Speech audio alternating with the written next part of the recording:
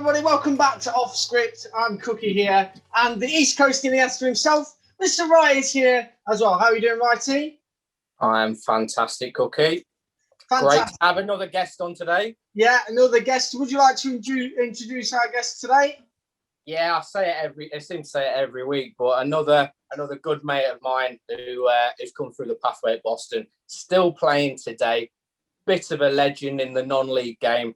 Former Boston United youth team, brief first team, and current Hull Beach United defender, Mr. John Fairweather. How are you, Jonno? Afternoon, gents. Yeah, very well, thanks. How are we all getting on? Oh, I'm great. Cookie's great. Off Script is booming. And yeah, life is good at the moment. So you've watched previous episodes, Jonno. You know what Off Script's about. It's just a general chat about football, which obviously we love to talk about when you're involved in the game. We're going to find out a lot about you, about current times, about the past, about people who's influenced you in the game.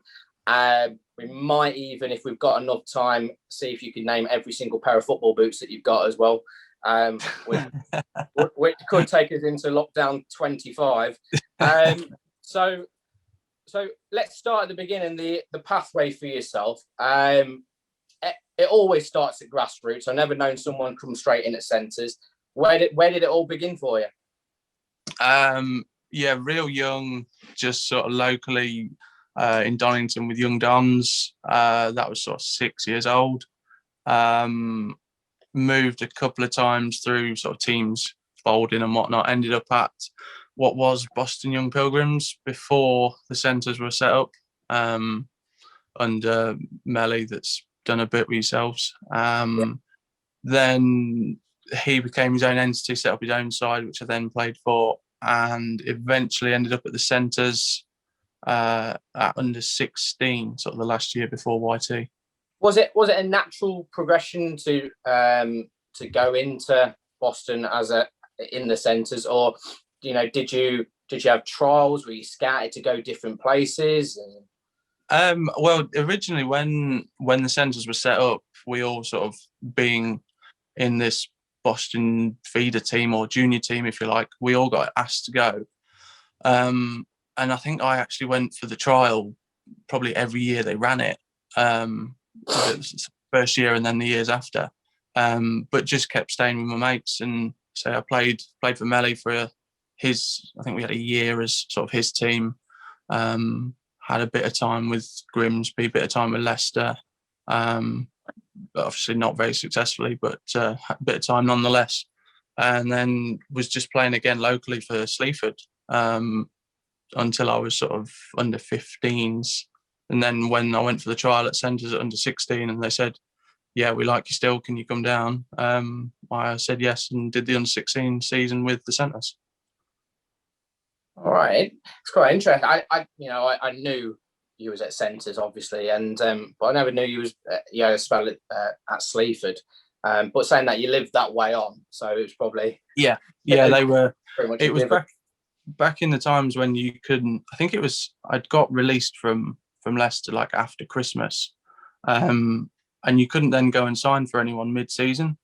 So it was a case of find any club that had a space, because all the teams sort of local in Boston had their allocation of 15 players. Back then, obviously, when you mentioned Leicester, was that like was it a centre of excellence there as well, or was it a player development centre as they're known as now? It would have been their centres, like their sort of junior setup. Yeah. Awesome. So you then came into the centres. Obviously, by trade now, you're a centre back. Was you always a centre back growing up? Because I know you're a ball playing centre back. Probably got tendencies to be a midfielder, and I've seen you play in midfield as well. Very creative. Was you ever, more forward type of player, or has it always been centre half? Yeah, to be honest, I've always been put at the back, because as a kid I could absolutely whack a ball, and that was about, here you go, kid, you go at the back, you're tall, you can take the goal kicks. And then, yeah, I've only really ventured further forward, sort of in secondary school age. So, yeah, sort of 12 upwards. And I think it was probably playing with you that I actually got to go in midfield and then got on a bit. Make but it no, true, Jonno. I always make it true. How do we win the game? Put him in the centre of the park with me. Yeah, let him do my running. Who would it have been then? Would it have been Corin? I think it could have been Corin locally. He probably got involved in the community team. Yeah, I think probably he probably Corin was. Yeah, he would have been. Yeah, because I don't think you were playing still. You weren't running it. Yeah. Corin. Who else was in there? Joey Allen. Joey Allen, yeah. And their mob. Yes. And then, yeah, I had a bit of time. Welshie threatened it every time we needed another defender in midfield for a bit. And then, yeah, like you say, just flirted with it, really. Sunday mornings. Yes. Getting creative, and that was about that. Yeah, that's another thing what will come up later about your Sunday league stuff. God. So, yeah, again, you've got to tell me stats for that. I can't find nothing. So, centres, under 16. So, you had you're one of the first ones on who you actually played for the centres whilst we was in the Football League. And then the demise where, you know, we dropped after the relegation. You know, how was it being around the club during the Football League days? Well, I was fortunate enough to have a year sort of around the Football League, which, I mean, as a 15, 16-year-old, you sort of watching people training, thinking, yeah, this is all right. I could do this for a job. Obviously, it came crashing down a bit. The sort of year it folded and started again in the same day. But yeah, as an experience to be around, it was something it'll live with me forever. Yeah. Obviously you was a YT at the time as well, but did you ever have to do like the boots chore, or was that sort of a dying art then when you was there? Yeah, thankfully. Well, the year my first year as a YT was the first year we were semi-pro. So the first team weren't deemed good enough to leave the boots. So we got just cleaning the equipment that we used. So yeah, it was sort of we were at the time the only like full-time playing staff, which was a bit weird for 17, 18-year-old lads. Yeah. Did you obviously the main man, obviously it'll come up in conversation again, Steve Welsh was at the helm with you. How big an influence was he for you during the time? He yeah, massive. At that age you're so impressionable, aren't you? And he was, well, people will say a lot about him. He did a hell of a lot for me. He gave me first team debut when I think he was interim at the time. His training, you knew that you had to put everything into, or else he was going to shout at you. Quite loud. Yeah, quite loudly and quite aggressively. The running was intense. The sessions were intense, and everything that he asked of you, even if it was cleaning the stuff or cleaning the van on a Friday because we had a game on the Saturday, it was all done to a T, and you knew you had to do it. So yeah, it was a great sort of life lesson as a 16, 17, 18-year-old, thinking that you know it all. Yeah, and that's the thing. What he sort of mapped out. That was probably one of his best traits. You know, the hidden life skills behind things, which people think at the time shrugging it off. Oh, I don't want to do that, but you end up doing it. But then when you actually, like today on off script, you relay back and think, yeah, there was a purpose for him doing that. There was a purpose for him screaming for me to run whatever it was. No, there's always a backup claim. So.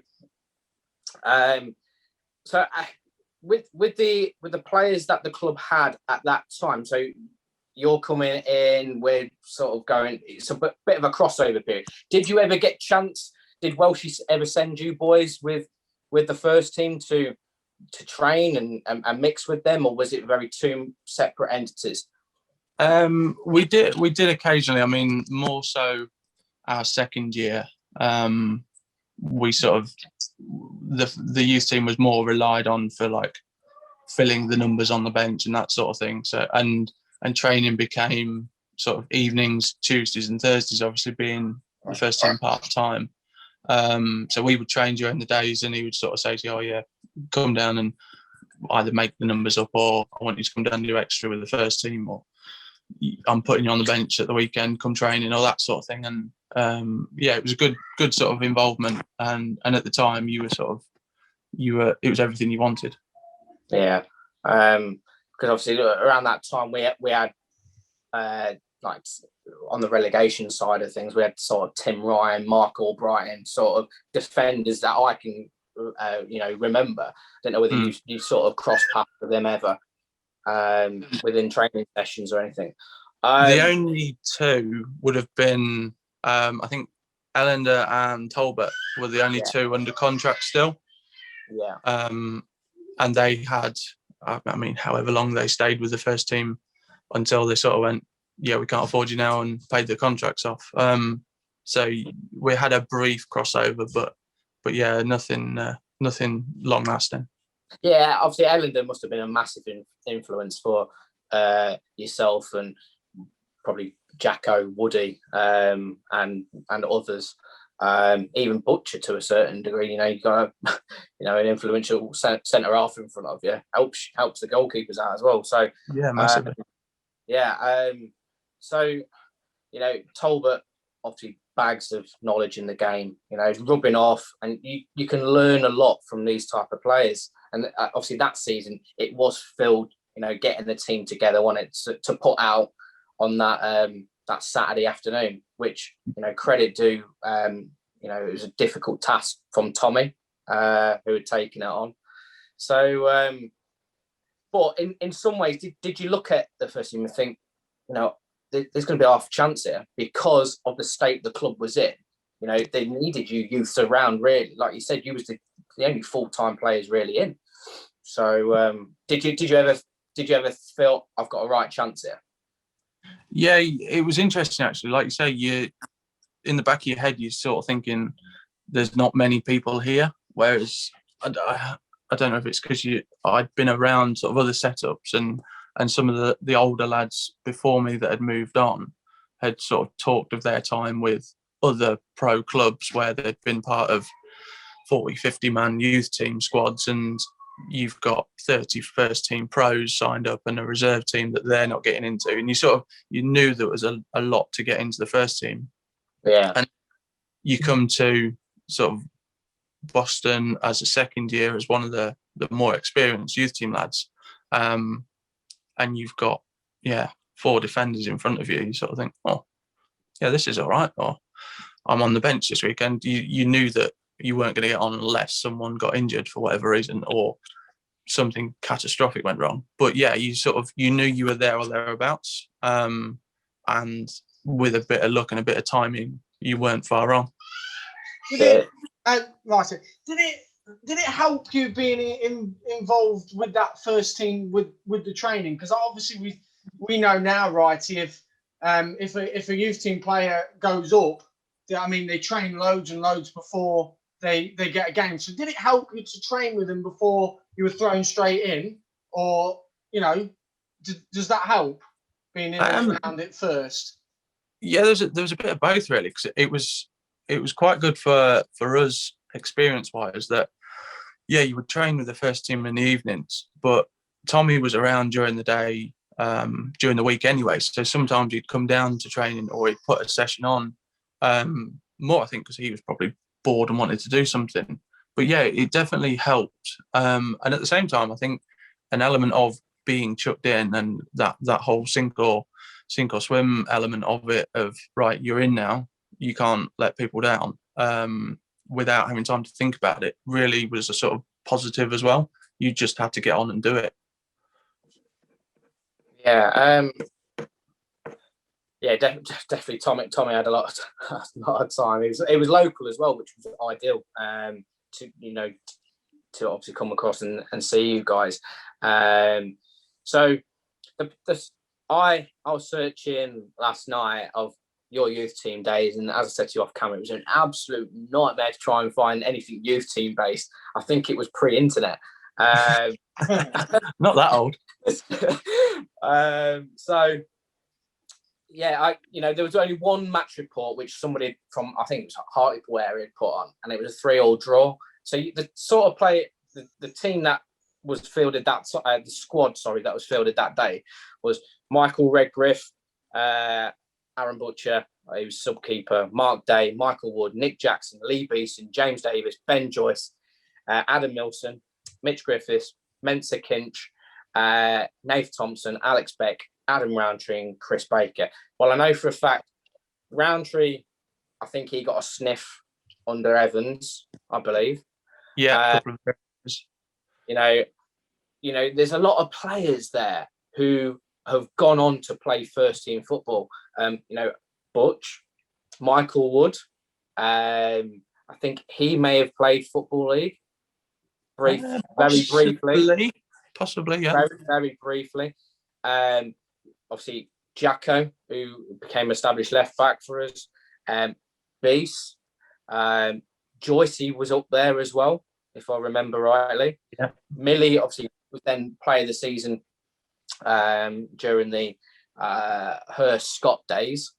Quote me if I'm wrong on that. Mitch Griffiths, he got a sniff around the first team. So there was a lot of lads there who, yeah, you're saying probably not the best youth team, but have gone on to better things or are still playing to this day. Obviously, we spoke about Woody on the last podcast and about his injuries. Always suffered with his knee, etc. Because he would have been one hell of a talent as well, probably playing higher. So what was it like being around them type of boys? Quite a few egos was there in the changing room, or was it a good set of boys? Any stories? Don't tell us the Mensa one. We don't need to know that. No, that one's not coming out. Yeah, it was a complete mix, and there was definitely two types of sort of character in the dressing room. You had, in essence, a lot of the lad mentioned, Beeson, Jacko, Woody. We already knew each other from the area anyway. There's not that many places to play in Boston or the surrounding area. Millie was probably the furthest out locally, being the skeggy lad that he is, although he'll hate me for saying skeggy. We were all quite sort of friendly with each other and quite sort of humble about what we were doing. The lads that had come over from other pro teams was a completely different mindset, because they'd been there and been around it and knew what it meant and knew what it was to be sort of around those teams. So they were definitely more confident in what they were doing. And I'd say, I think you would find the local lads were probably more hardworking because they were doing everything they could to try and get a deal at the end of it. Whereas the lads that had been there were either rightly or wrongly, I could be right or wrong saying this, had been there, done it, and probably not in the same mindset of wanting to put the effort in to do it. But ability-wise, above them, so far ahead, it was ridiculous. Yeah. But yeah, like you mentioned, like Mitch, Beast, both sort of decent careers, first team, and then played at decent level, non-league as well. Jacko's been around forever, done the same. Woody, could have gone on and been, I'm sure he played Football League and could have stayed there. He had everything as a centre half. But yeah, it's just timing and luck, I suppose, as well, isn't it? Yeah, it's funny you say that, because I remember Adam Roundtree. I think you all had the aspirations. You all wanted a pro deal because that's why you was at the club, and that was what was sort of instilled into you. We had Butch on the podcast, Limit Cooks, where he said about, he had a regret looking back now, where he walked into the changing room and he just openly said, "I'm here for a pro deal." And he looks back at that now and he instantly regrets it. Do you have any regrets or anything in regards to the youth team days, or did you ever come across massive time or anything? I probably imagine you didn't, but I could be. I'm trying to. I remember the Butch. I can still see it to this day. I can still hear the words coming out his mouth. That will live with me for a long time. But like you said, the local lads were probably a little bit more humble, hardworking, because it's added pressure. I've been a fan for many, many years, and I've seen like the local lads come through, and it is such an added pressure to play for your local club, and not just any local club. It's a big club, Boston United. Definitely. And it was on the map. I'm not being funny. The probably the year where you was YT or come towards first team was where we were on Soccer AM every week. Boston goals. Cookie, you're too young. Probably Google that. And no, I do. I know what that is. I know what that is. Yeah. It's fantastic. So yeah, you do have any like regrets or that's probably a bit negative. If you haven't got any regrets, you got any highs about the youth team? In terms of, I absolutely loved like the youth team. It's probably the best sort of experience I've been through footballing wise. And met some great lads through it, and still friends with a lot of them. Still in touch with a lot of them today. The one thing I'd look back on and probably question would be, so I was fortunate enough to be told yes by Tommy to be in the first team the year after my YT with a handful of others, and then obviously he left at the end of that season. Hurst and Scott came in and basically sent a letter to everyone to say, we've not seen what you like, want you to come for a trial, these are the dates, this is the place, etc., etc. And rightly or wrongly, I sort of went, well, I've been on trial for 2 years as a YT. No, like, I'm not doing it. I'm fed up of trying to prove this, that, and the other to every man and his dog. So I didn't go. I sort of said, well, no, if he's not going to be bothered to look at what I've been doing and who's said what about me before, then yeah, I'm not about that.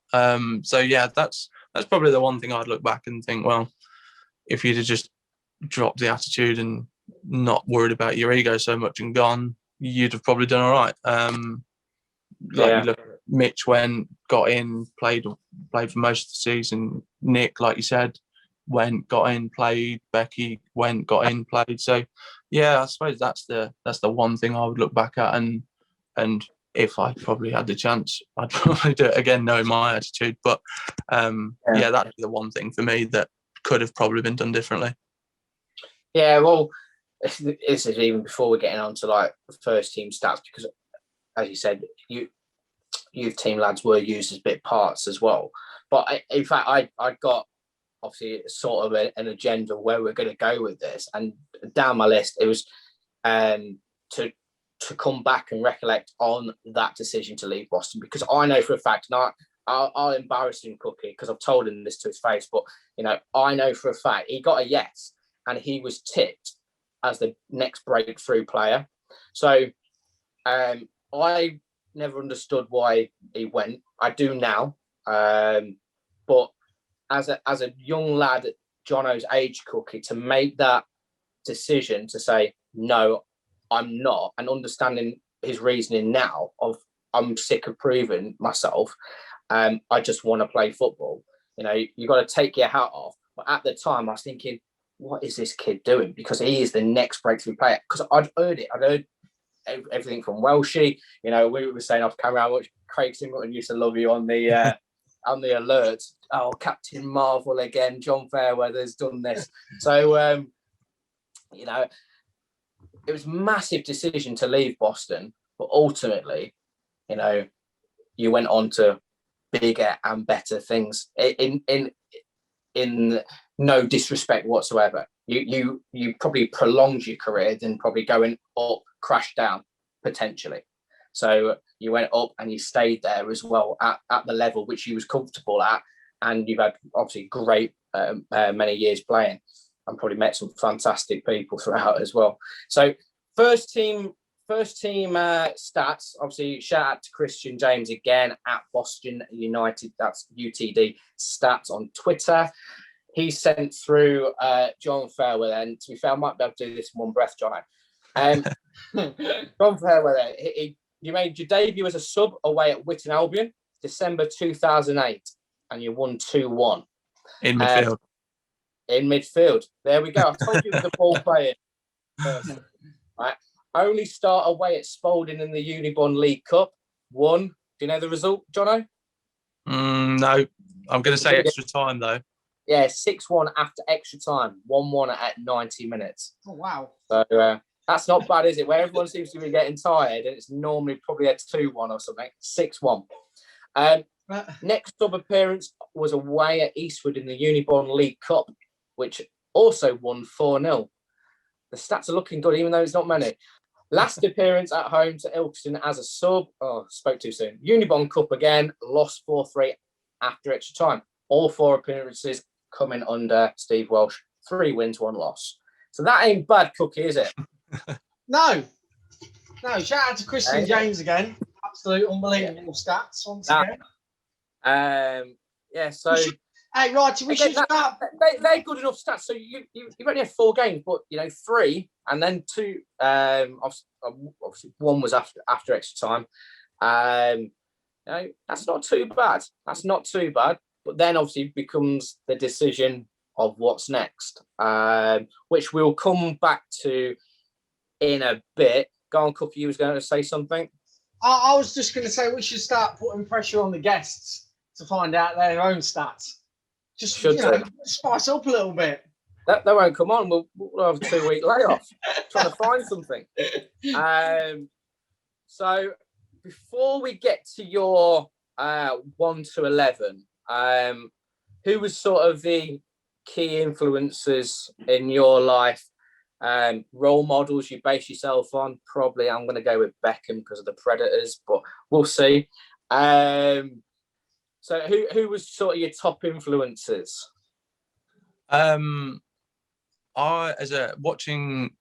professionals, my favourite was always Zidane, believe it or not. Just loved the way he played and loved watching him. You'd sort of look up and think, that's what I want to do, that's what I want to be. Obviously he was head and shoulders above a lot of players. And yeah, just love watching the things. I still do it now. Still YouTube videos, watching what he used to do, and what a player! Yeah, it wasn't head and shoulders over Matarazzi. He was a bit short. So what a talent. If I had an ounce of his skill, what a player I would have been. So would you class that as your role model as well, Zidane? No, role model. It was completely not non-football related. Really, my role model is my old man. Always has been, always will be. I think the guy you look up to. From day one took me, and I think now I've got little and you're doing things yourself. Like I look back now, and the things that him and my mum, to be fair, were sacrificing and doing for me on my football side, like Leicester 3 times a week, Grimsby twice a week, school football on a Saturday morning without fail. Like they give up so much, and so as a from kicking around in the garden to ferrying me here, there, and everywhere, it's got to be the old man. Would you say then ferrying you about here, there, and everywhere, is that the reason that Kim went into the game as well? Yeah, she didn't have a chance. She had your hand-me-down boots. There you go. Yeah. Kim, join in. Where we going this week, Dad? Can I take a football? That's it. Yeah, bless her. She didn't have a choice. Shout out to Kim as well. We need to do a ladies podcast coming up soon. We might get her on. I think she'll like that. She played more than I did. It's a great career. So awesome stuff. So we'll do the 1 to 11. I know I sent you the task last night. I sent you it. Was it difficult? You play with a lot of players, I bet. Yeah, it was fairly easy to get my spine. I've still not quite decided on a couple of positions, so I've got maybes. But yeah, majority came to me fairly quickly. We did this last week, and we did it as like a bonus video with our current YTs, Finn and Wilco, and both of them put each other in each other's teams and also played themselves. So are you going to play oozing confidence? I was, I applaud it. Have you put yourself in the team? No, I'm not in it. What a humble guy, not massive. So go on then, John. Who would you go of all the goalkeepers? This is from the task is set. Yeah, pick a 1 to 11. It could be from your youth team days all the way through your whole beaches, whizzes, Spalding, short spell. Who would be your goalkeeper out of all the goalkeepers you played alongside? So this is one of my first two I couldn't choose between. I was fortunate enough to play with Bazza, Paul Bastock.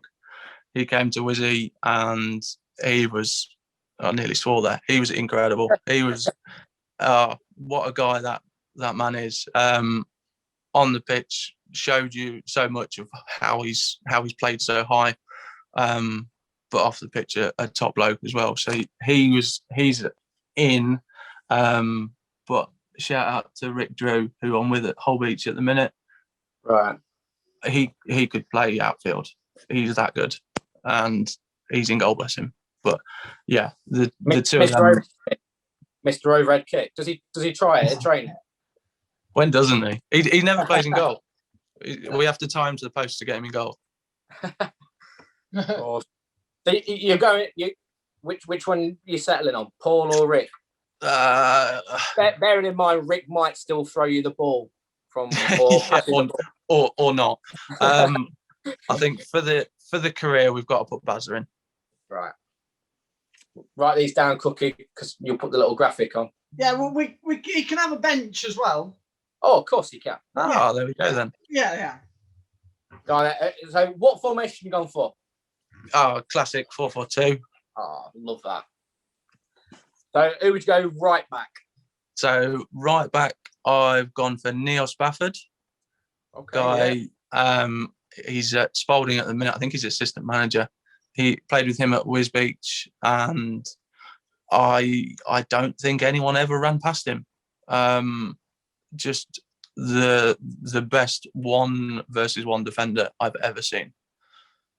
Nice.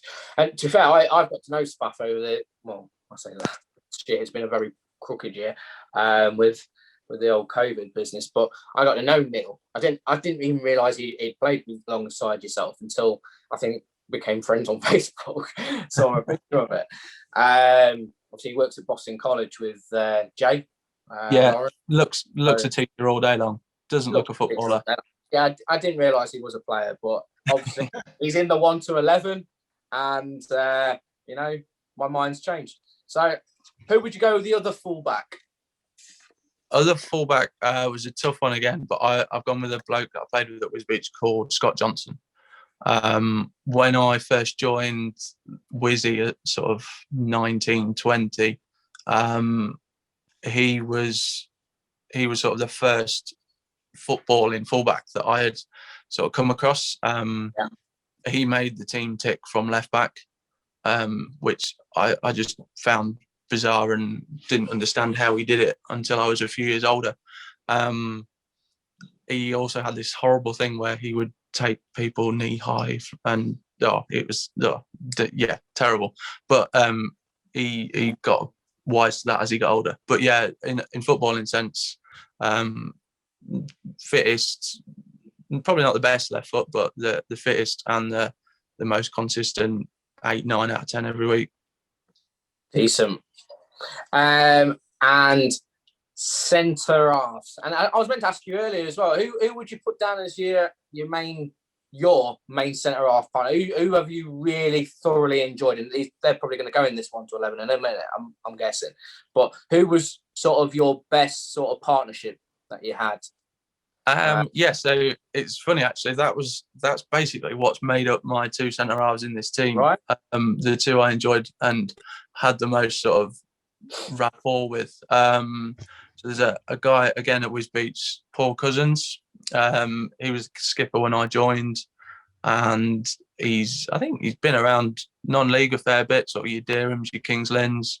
He was just an absolute warrior. One of those old school centre halves, took his teeth out before the game and didn't care if he came off the pitch with even less teeth. You know, he would head anything. And I learned an awful lot from him from playing alongside him, but also this just the will and the want to attack a football while it was in the air. I spent most of my time playing in the position because he wasn't, if that makes sense. So as a pairing, we didn't really play left and right. It was a case of I'll play where you're not and let him go and head it and kick it and kick people. And as a youngster, not having to do that, it made my life so much easier. And I think I was luckily enough were able to read the game and read around him. So we had a really good partnership for a long time. So he's in there. And then I've gone with Nick Jackson as my other one. That was completely the opposite. Obviously, he's left-footed, left and right. Just got such a good understanding with him that, I mean, we were playing last year and we actually joked about it at the time that we trusted each other that much that we would duck out of headers if the other one called it on the edge of our own box. And you sort of, that goes against everything you're taught as a defender. And yet we would do it because we had that much faith in each other. Great friendship as well between you. Yeah, great guy. Common bond, both Leeds fans. One of them up on the chair. So you know you've had a friendship throughout the years. Did you ever think with him being a fullback that he would be able to play and adapt to the centre half role, which he obviously made his own now? You know, he's played at Boston Town as a centre half and other places. So you know, did you think that he had that in him? With you being the centre half, did you ever think, yeah, Jackie, you could play alongside me? To be honest, it's not really. And the only reason I say that is because as kids, he was the left back, I was the right back. And naturally, as you get older and uglier and whatnot, as a right back, you become a centre half. So as I got older and moved inside, he was still, this fit, whip it up and down, tidy on the ball, like really relaxed fullback. And it wasn't really until I think he'll probably correct me if I'm wrong, after he came away from Boston and came into sort of non-league, that he became a centre half. And yeah, what a centre half. Yeah, we'll get his take on it next week, Cookie, because he's penciled in for next week. So we'll see if he says nice things about Jonno as well. I will test him, see if he watches his podcast to see if he said nice things. So 4-4-2. So let's go right hand side of midfield. So I've cheated a bit and I've put an attacking player as a winger because I'm old school and I won't play 4-3-3. So I've gone with Alex Becky. Predominantly a striker, but I've put him out wide because I know he'll do a job. Turn and hit. Instinctive. Turn and hit. Don't get within 5 yards of him because he'll roll you and he's putting that ball in the goal. Yeah. And he won't. The thing is with Becky Cooks, when he plays, like Jonno said, he'll roll you, but he's not taking an extra touch. He hits it. The goalkeeper's not set. Mm-hmm. And what you'll find is a lot of people get rebounds off his strikes. If the keeper does save it, if not, it's in the back of the net. Thanks for coming. Yeah, great player. Yeah, it's a great choice. Great choice.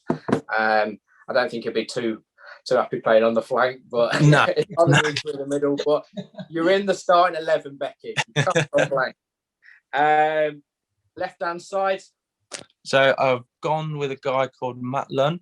Now played with him again with Beach. He's right-footed. He played on the left, and he just danced past people. He could stand them up. He wouldn't necessarily do anything other than move his body around and the ball could stay still, yeah, he'd get past people. And he had that 2-yard acceleration that meant no one was catching him. Just such a clever player and knew his game inside out. Yeah, no one could get near him. He won us so many matches on his own. Awesome. You obviously need a player like that in the side. Lots of creativity. Yeah, a bit of when you need it. Yeah. Centre midfielders. Yes, so these two, again, they come as a pair, really. They're not individuals. I've gone for Adam Milson, and a guy called Stephen Reed. Again, going back to Wizzy days, they were, you know how you talk about Andy Cole and Dwight York together. You never talk about them individually. That was a bit with these two. Millie, obviously, we know from Boston, creative, gets forward, bags of energy, terrible haircut, but bags of energy. And Reedy was sort of the exact opposite of his game, so they complemented each other so well. We did very well when they played together for a couple of years, and there would be no other partnership that I'd go with. Right, because Millie came up sort of later on when he was playing at Wizzy, really, didn't he? Yeah, so he actually had a bit of success. Fair play to him, and won every award going, didn't he? On one leg, and then I think once, I don't know whether he was coming back from his leg or not, he came on loan to us for a few weeks, and then signed permanently a few weeks later after that, I think just wanting to play. And yeah, it's been around Wizzy and back and forth.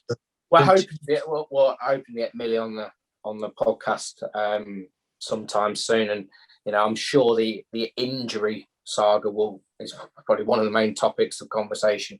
But he still went on to play. As he was playing across at Cleethorpes just recently, or did he go from Cleethorpes to then Wizzy?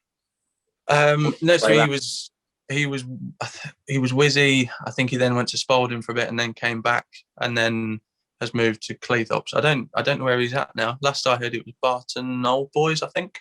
I thought he's just recently signed for Skate for all this. I may have done, yeah. We'll take that out when he comes on. So the two centre forwards who's pushed Becky to the right hand side. So I've gone with a lad called Josh Ford, who's great non-league career, Wisbech, Spalding, Holbeach, powerful, strong, run all day, and what more can you ask for? He's going to hassle defenders and he's going to stick you a free kick in whenever you get one. So I've gone with him on one side, and the other one was actually quite tough. I've gone with a guy played with at Wisbech called Chris Bacon. Again, I believe he had a bit of a pro career before I played with him at Wisbech, but he, ability-wise, for sort of a 6'4" guy, was incredible. Technically, physically, he had everything. And I don't know if you'd have seen it. I think one of his goals won Wisbech a few quid from Budweiser in a competition a few years back. But yeah, he was unplayable. So strong, so talented, and such a lovely guy at the same time. Unbelievable team. Unbelievable. Who was your maybe people? Obviously, Rick's taking his place on the bench. Yeah. Who else would you put on there as well? And also, who would your captain be? Ooh. Out of them lot? Would it be Paul, Nick? Yeah. Got it in them? You'd probably put Cuzzy in as the skipper. Pushed very close. Got Luke Wilson, played with for many years, a couple of different teams. Just, you know what you're getting week in, week out, so consistent and never lets you down. And playing inside of him, I didn't have to think about what he was doing because I could rely on him and knew what he was doing. So that he pushed Spaff very close. And the other fullback I play with at the minute, Tom Smith. Considering he says he hates football and doesn't like playing, he's a hell of a player. He technically very good. Runs all day and he's a great lad. He's hilarious. But so yeah, they were the two that pushed very close. But yeah, we'll sit them on the bench, keep them happy. Awesome team. We'll get that put on. One more thing, Luke. One more thing. Who managed the side? Oh Christ! It's got to be Dick Creasy for me. Oh, I thought he was going to say me, Jonno. I thought he was going to say me. You can be the coach.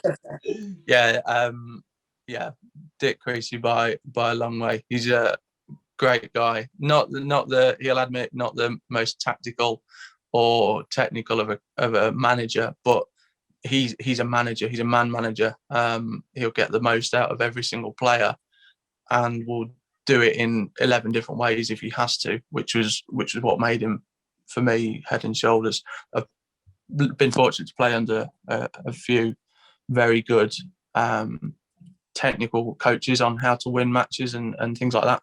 But for man management, I'd go with Dick.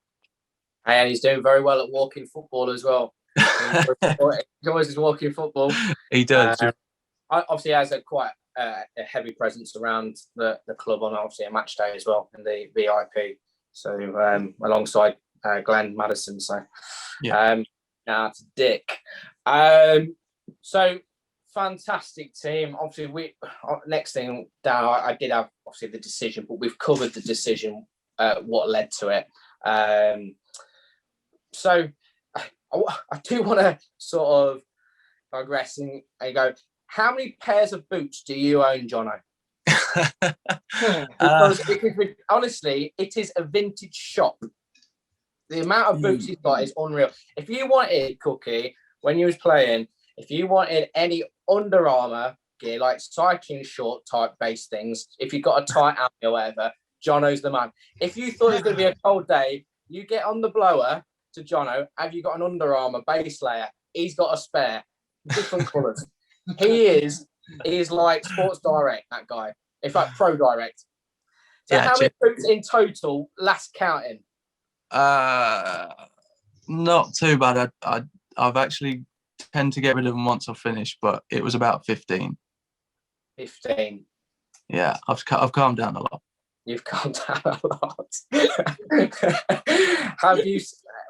What's your thoughts on the new coppers coming out and the new Preds? Are you telling about £170 retail? Can you justify now having a child? Yeah, this is it. It's does Rubes get a new Leeds kit or do I get a pair of football boots? No, I'm not a fan of the coppers. To be honest, I've never been a copper player person. Never liked them. I know I'm going to get shouted at for that, but yeah, if they bring those Preds out in white, I can see myself in some. Bearing in mind he's a centre half, Cookie, and he wants to wear white boots. Is he like you? Is he like you then, Wrighty, with the blackouts, or is he more? I'm very traditional, but I'm set in my ways. I thought him being a 4-4-2 guy, I thought it'd be very much black boots. Everybody in the team would have to. I'm sure Bazza he wouldn't want any centre halves wearing coloured boots in front of him. I'm sure of that. How times have changed. So you leave Boston, Jonno. You leave Boston and you make the decision to go to Wisbech, which, looking at you, had 9 years with. Correct me if I'm wrong. 9 successful years. Some were a battle, I believe. You obviously pushed Paul out and you became skipper of Wisbech as well. And you made over 400 appearances for the Fenmen, which is an absolute achievement and a half. All right. So congratulations and well done on that. I did have down who was sort of the best gaffer for you. That would probably be Dick. You answered that in your 1 to 11. So what was your time like there? You know, what made you sign year in, year out at Wisbech? It could be the manager, it could be the environment, or it could be the fans who was chanting your name and wanting interviews all the time and autographs. So what got you? What made you sign? Because a lot of people leave Boston, and what happens is they do the whole hopping round business. You stuck with a team for 9 years, with a brief little stint where you went to Spalding, but that didn't last very long at all, did it? And no, that was 3 months. You soon went back to Wisbech, where you was loved and appreciated. So, what made you sign year in, year out? Well, originally it was Stevie Apps that got me over there. I was actually marking him from a corner on a Sunday league match, and he said we need to have a chat about next year. So he got me over there, basically on the premise that the league they played in was much more of a footballing league than what the UCL was. It was Eastern Counties Court, I believe they called it at the time. Yeah. And that was pretty much it. I mean, I didn't realise at the time, but Dick had a lot of involvement with Wisbech previous. So he mentioned that they were a good outfit and not a bad one to go for. So yeah, went over with on the premise of football and not fighting and whatnot every week. And yeah, it was true. The quality that I was sort of straight into was night and day. It was fun to play. It was fun to watch. It was football. And then that carried on and did all right. Got played every week, so didn't have a reason to moan. And it just snowballed really. Every year it wasn't a case of, are you signing next year? It was, well, I can pay you this next year. Yeah. Whatever, great. I'm staying, don't worry. And that was that. There wasn't really ever a conversation.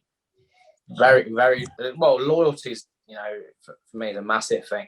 And there's not a lot left. Obviously, there's some people out there who will be loyal to, to take the last breath. But to show that loyalty for that amount of time is, absolute credit to you. Obviously, the kids who listen to the Skills Room, which obviously the podcast is on, will always ask, their question will always be, did you score many goals?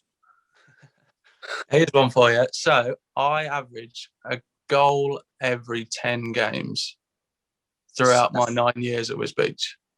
Get on that. There you go, Cooks. There's a stat for you. Yeah. Every 10 games, Jonno's going to pop up. So if he goes up from a corner, put a quid on him. That's unbelievable stat. I think any centre half will take that, wouldn't they? Sure. I'll take it. I'm happy with it. And as you touched on as well, when you was at the Fairmen, they brought in the experienced Paul Bastock, the Cat. Boston United fans know him very, very well.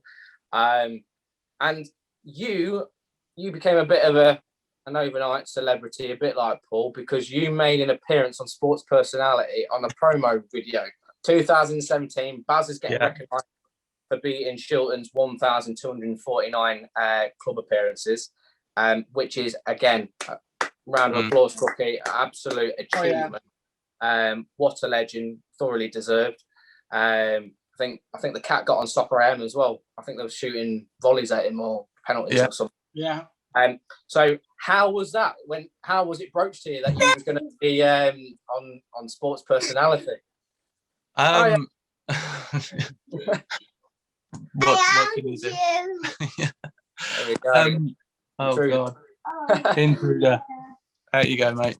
It didn't know anything about it until we got to the game that was being played. And the manager sort of pulled me as I got to the ground and said, they're doing a bit on Bazza today. They've asked if you and I can have a chat with them. That was about that. And it was sort of, get your drink before the game and have a quick chat. Didn't have a clue what they were going to ask. It was all off the cuff, all done in about 10 minutes. And then, we carried on with sort of the pre-match while Bazza was lapping it up and obviously telling the world his story. But what how proud must you have been just to speak about them? I think it must have been a really easy gig to speak about someone with an achievement like he achieved, and it probably very organic, like you say. It was very, pardon the pun, cooking, Jonno, but very off script. So fantastic. I know when I was watching, I was like, Jonno, wow, I'm dropping my text, get an autograph off him. So no, fantastic. So you had the brief spell at Spalding in 2014, I think my research told me. Right. What happened there? Why was it brief? Was it just a simple, it ain't Wiz Beach, or was it any other factors? Yeah, pretty much hit it on the head there. I obviously, during my time at Wizzy, we went through a few years of building up and doing quite well, and then it tends to happen is once you've done well, it all then sort of falls apart and you have to rebuild it. And we were sort of at the stage where I think at the time Yaka and Cuzzy were actually managing the side interim while we were waiting for a manager. Spalding came in, who at the time were top of the league, running away with it, looking to get promoted, which we had only ever got promoted via second at Wisbeach and then turned it down. So that sort of was the motivation to go sort of, well, yeah, let's go get promoted and see what happens. Got there and pretty quickly became evident that I wasn't really a fit for the characters. My style just wasn't the style there. Again, through no fault of anyone's really, it just wasn't a match. I then actually, I think in one of my first appearances, I got injured and had to have stitches in one of my toes. So that sort of put me out for a period. Obviously, you get back fit after that. The lad that they'd brought in to replace me wasn't just a sort of a stopgap. It was a £100+ player a week and been at a few big clubs and had hundreds of appearances. So you sort of went, well, they're going to stick with him. And at the time, yeah, Dick had taken over at Wisbeach and said, "Would you come back? We've got a hole to fill." And that was that really. Back I went. Snapped his hand off straight away. Yeah. Going for the right reasons. Again, making good decisions. It seems to be a thing with you in regards to your footballing. So, obviously, after 9 years, your spell with Wisbeach ends. I think due to the family commitments now. Who's trying to in. Couple them out the door, yeah. Keep on ushering them out. So you make the move to Holbeach, which I think during your Wisbeach time anyway, you was playing Sunday League for a Holbeach team, wasn't you? Yeah, that's right. I don't know whether I've just blown the lid on a few things there, but hopefully not. But no, you obviously got that connection. You've gone there, I believe, down to family circumstances. You link up once again with people who's in your 1 to 11, which is Luke Wilson, Josh Ford. Reignite the partnership with Jumbo potentially, which one of our people who listens to the podcast, he wants Jamie Stevens on the podcast, so you might have to have a word for me. Yeah, get his tale. So before you went to Holbeach, and obviously go into why you went there, obviously one being the family circumstance, did you have any other offers to go anywhere else? Or was it always going to be Holbeach because of the links? To be honest, the just touching on, you mentioned staying at Wizzy for so long. I've not really been one to be approached with offers, to be honest with you.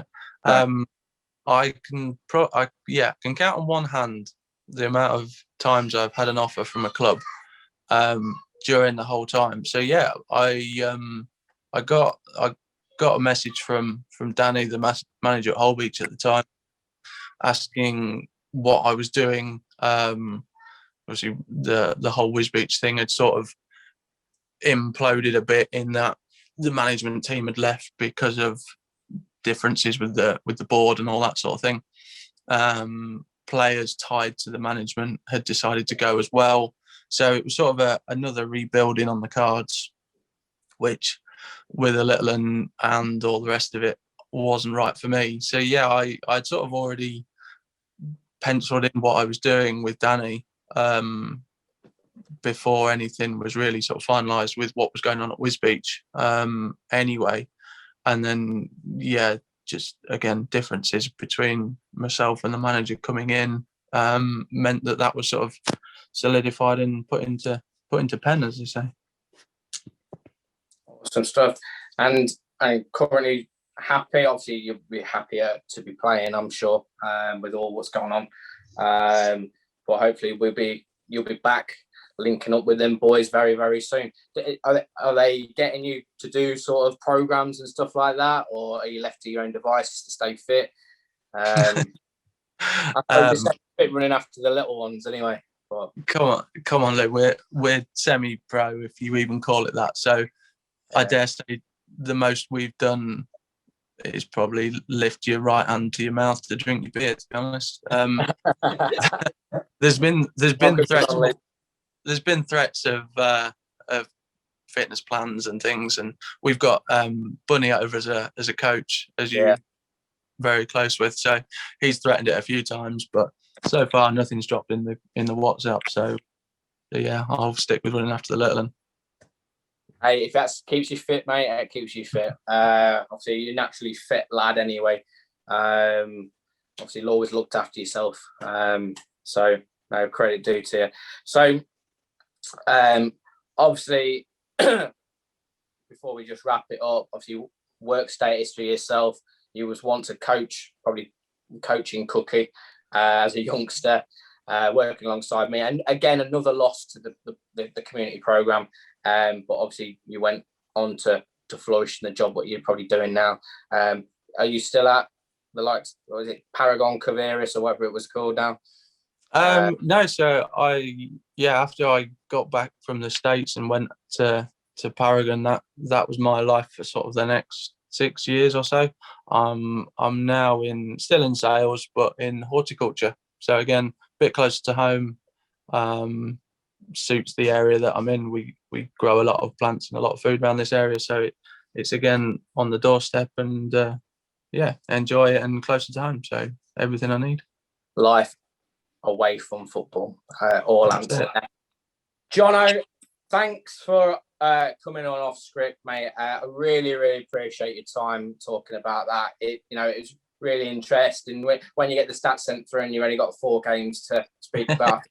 I think we've dragged it out to another an hour and 15 or hour and 20 or whatever it is. So, Cookie, anything from you before we do the final wrap? Should we just get that one thing that we do with the rest? Just one piece of advice you'd give to a younger player that's coming through like right now. Somebody aspiring to be a centre half. Yeah. Any advice? Don't take yourself too seriously. Make sure you put the work in, and don't be afraid to make your own decisions. Advice. Like that. Good advice. Like it. Again, Jonno, thanks for coming on today, mate. Really, really appreciate it, and hopefully you'll be back on the pitch very, very, very, very soon. Thanks for your time, mate. Thanks for coming on. Cheers, guys. Thanks a lot. Cheers.